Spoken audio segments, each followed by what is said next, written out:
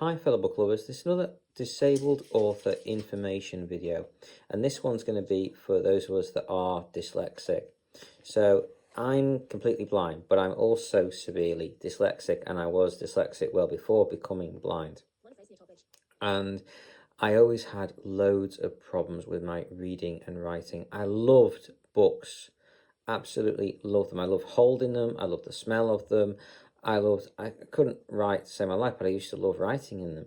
But I hated reading and writing. I struggled with it so much. I was severely dyslexic, and I used to, they tried all sorts of things. They tried putting the green sheets over, they tried doing all sorts of bits and pieces. But oddly enough, what helped the most was me going blind, actually. I know that sounds really bizarre and just strange, but it's that and one other thing made a big difference for me. My parents got me onto audiobooks when I was very, very young, even before I lost my eyesight. They got me, I think they got fed up of reading stories to me, so they wanted to find another way. So they got me onto audiobooks. One of my very first ones bought by my mum was actually Vector Prime Star Wars book. Absolutely loved it. I've still got it to this day. It was on cassette. That's how far back it was.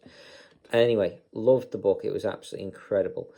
And it was just fantastic, and it opened up a whole new world for me. And by the time I went to high school, I had a university level vocabulary thanks to listening to audiobooks all the time. So it was amazing. I loved it. It was absolutely fantastic. And at this point now, I probably read somewhere between 10 and 20,000 audiobooks, probably quite a bit closer to the 20,000 word mark. It's at 20,000 book mark at this point. Anyway, so I love them, absolutely adore my books. But like I said, going blind, oddly enough, was one of the best things for me when it came to dyslexia anyway. Not so much everything else, but the dyslexia. Which meant I got access to screen readers. Because I was blind, I was able to get access to screen readers, and that was able to read things for me. Now, this opened up the internet, it opened up technology, it opened up so much for me.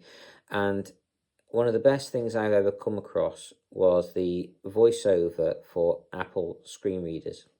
So I've used Supernova, I've kind of dabbled with HAL, and I've used, mainly though at this point, I've used the Apple voiceover, which is incredible. It's built into all Apple products. You don't have to pay anything extra for it. It's there built in. You just go into the settings, go into accessibility, and you switch on the bits you want and the bits you don't want. And it's amazing. Absolutely fantastic. If you've got a Windows computer, you're going to have to pay hundreds to get, I think last time I looked, it was over £800 for a full package of JAWS. Which is probably one of the best screen readers for Windows.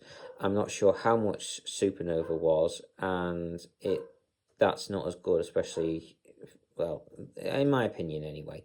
It is for different things. If you want it for a good magnifier, then it probably is better. But I'm being fully blind, I needed it for its good speech accessibility, especially on the internet. Anyway, JAWS for me was the best one for this, and that's what I tried when I had a Windows computer. After going over to Apple, though, I've stuck with Macs, and they are fantastic. It's built in. I know Macs are more expensive to begin with, but at least as being disabled, you don't have to pay anything more for them. So, being dyslexic, like I said, the screen readers did amazing for me. It's built in as well, like I say, to Apple iPhones and to iPads as well. So if you're dyslexic and you struggle reading, then use that sort of stuff, use that kind of technology to help you past it.